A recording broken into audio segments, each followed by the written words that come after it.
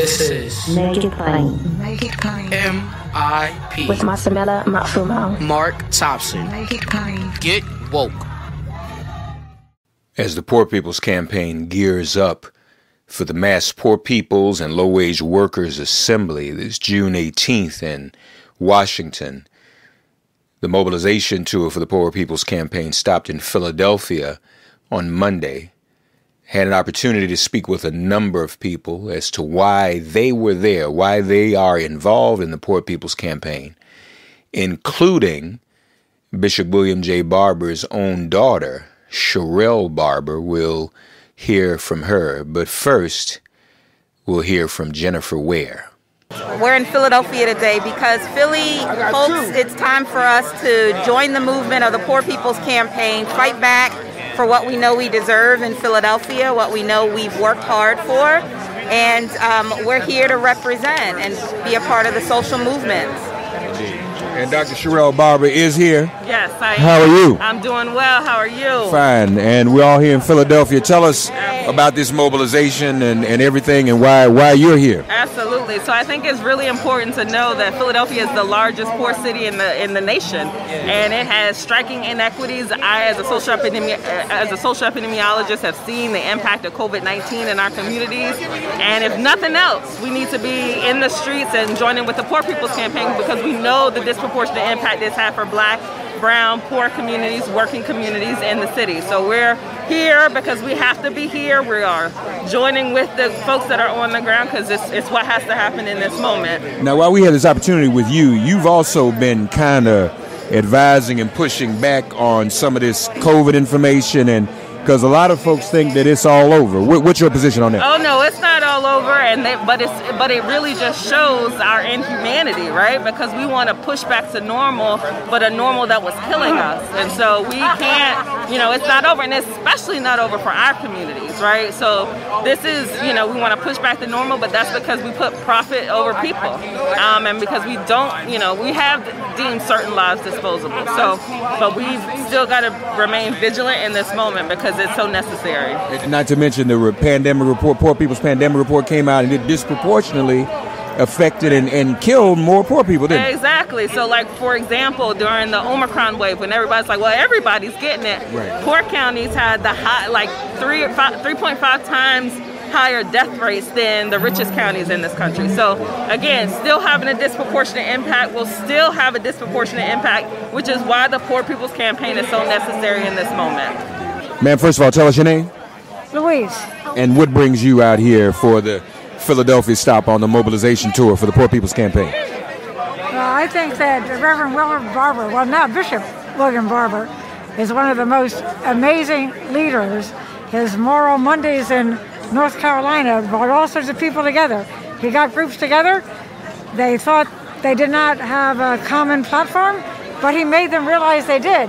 And I think it's just the most effective way to get poor people and underrepresented people to get justice. We need housing, food, health care. We have enough material goods in this country to share with everyone. Right. Wonderful. And sir, what's your name? My name is John Gilmore. John, tell us about you. What brings you out today? I've been doing social justice work and anti-racism work for almost 30 years. I'm actually a Unitarian Universalist minister. I've done a lot of economic justice work. And to see this coming together, it goes beyond just the race or the class into bringing everybody together so that, quote unquote, we the people can have real power in our society as much as the artificial people that they call corporations. So it's all about trying to reunite people and bring the country into what it can be. Tell everybody your name. My name is Zoraida Osa, and I am with MILPA, Movement of Immigrant Leaders in Pennsylvania. Tell us about your organization and why you're out here today. Our organization works on immigrant justice, the people that work, essential workers that have been in this country working hard to, help this economy since they got here. And with the pandemic, we demonstrated that we are here for good. Yeah. And you all have been, many of those workers have been disproportionately affected, been overly affected by the pandemic and the economy, right? Exactly. We, our people never received any kind of money for help. You know, all the people, all the 3 times that other citizens got help, we didn't. So, and we were the ones working hard to make to take people foods to their table, to make them take them food to their houses. You know, delivering food, making food. You know, picking the harvests and taking everything to their table. And so why are you out here today with the Poor People's Campaign? Because we are poor, because our population is poor, because we suffer the same things that people suffer. Yeah. Other, you know, citizens in this country suffer. Yeah. We have problems with housing, we have problems with discrimination. We have problems, sometimes we don't have enough money to make ends meet. So we don't have health care at all, you know, so every time somebody gets sick, they have to pay from their own money, and that's very expensive. My brother, tell everybody your name. Yusef Jones. And tell us about what's going on here in Philadelphia and why you're here for the Poor People's Campaign Mobilization Tour in Philly. I'm here primarily because of the existential threat to humanity, period. And I'm a believer in human emancipation. And the Poor People's Campaign is one of the pivotal movements that's doing fusion organizing. They bring in all of the desperate groups together so that we can have, make a decisive push to have representative government and to have a moral reckoning. Our society, the whole planet, right now is under the existential threat of authoritarianism. And for us to be able to be successful as a democracy, we got to band together. I know people say that every election is the most important election in a generation. Unfortunately, given the negative forces of oppression, repression, and authoritarianism, every election they pushing up on trying to secure control of the machinery of government. And our job is to save ourselves, and the only way that we can do that is that we make one cohesive movement of all of the people that are affected, marginalized. And if it's a democratic society, then the voices of the majority should carry the weight for what the policies that the politicians enforce. And so I'm here for that reason. Reverend Barbara has picked up the mantle that Dr. Martin Luther King had. Many people may not remember the Poor People's Campaign from 1968. But Dr. Martin Luther King lost his life when he when it became apparent that he was pushing back against the multiple evils that affect the whole human race. And so I'm here with that in mind. Picking up the baton, keeping it going. Yes, sir. Bless you, brother. Thank you. Yes, sir. Also, Bishop Barber made the case himself to the audience why June 18th is so important, particularly to Pennsylvanians. This is our next to the last stop as we make our way to the mass Poor People's Low-Wage Workers Assembly and Moral March on Washington and to the polls. June 18th, 2022 will be a day that will not just be a day, but a declaration. Before COVID, one study said that 700 people died a day from poverty, 250,000 people a year from poverty, not poverty that is God created, but man created, human being created. Put your heads around that. And now in COVID, we have found that especially in the latter waves of the pandemic, that poverty has been the accelerant of unnecessary deaths in America. Unnecessary deaths among the 40% of people in Pennsylvania who are poor and low income, 5.1 million residents in Pennsylvania. People in Pennsylvania, those 14,000 people living homeless, those 2.3 million workers who make less than $15 an hour, and people who have to work 103 hours a week at minimum wage just to afford a basic 2-bedroom apartment, those 600,000 people uninsured. That the pandemic didn't discriminate, but we did. And in the counties and the cities like Philadelphia, the poorest urban center in the country, those with the lowest medium incomes, residents were 5 times more likely to die from COVID during the Delta wave than their fellow Americans who live in this nation's richest counties, and it did not have to be. And yet we also found recently that the government didn't even keep record of it, didn't even track it, didn't even make sure that we were not merely calling people essential, but then treating them as though they were expendable. We are a nation plagued by what I call hidden poverty.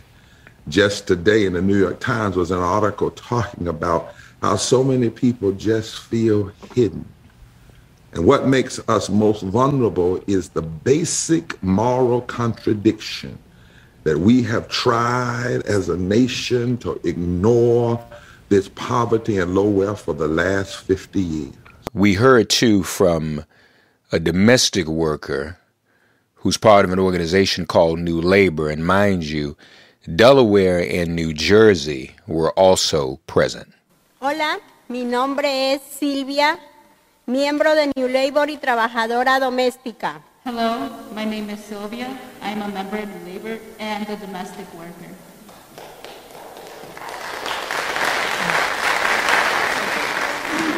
Las trabajadoras domésticas están expuestas a muchas contaminaciones, maltrato y discriminación porque el trabajo doméstico empezó por la esclavitud. Domestic workers are exposed to many contaminations, mistreatment, and discrimination because domestic work originated from slavery. A lo principal, no tenemos salarios justos, jubilación o contrato por escrito. Mainly, we don't have a minimum wage, we don't have written contracts, and we don't have basic protections other workers have. Y por eso estoy aquí con ustedes de parte de New Labor. And that's why I'm here with you in behalf of New Labor. We support you. Nosotros estamos luchando por una carta de derechos a nivel estatal en New Jersey para las trabajadoras domésticas. And at this moment, we are fighting for a New Jersey Domestic Workers Bill of Rights.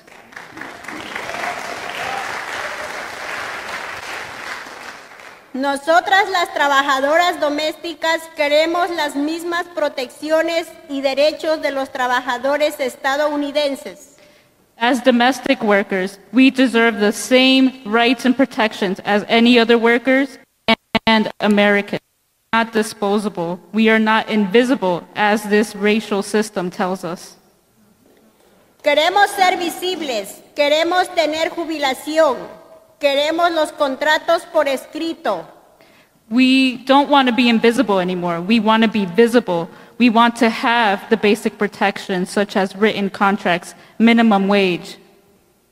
Las trabajadoras domésticas se lo merecen y por eso estoy aquí para lograr los sueños de las trabajadoras domésticas. Domestic workers to have these basic protections. And that's why I am here, because we at this moment are achieving our dreams that domestic workers have been fighting for so long.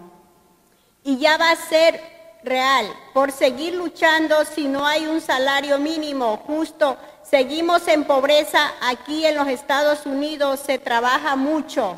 And because domestic workers have no basic protections, we still suffer from not having a set wage. And because we don't have a set wage, we are still in poverty.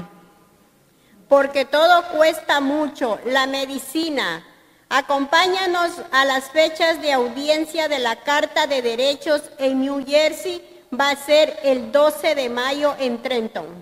And that's why, because there's no wage, minimum wage, that we don't have enough money to buy our medicine, to pay what we need to pay. And that's I'm inviting you all to come to the Senate committee sessions that will be held in Trenton, May 12th. There will be sessions that are going to talk about the Domestic Workers Bill of Rights, and people such as Sylvia would tell their stories about why we need a Domestic Workers Bill of Rights.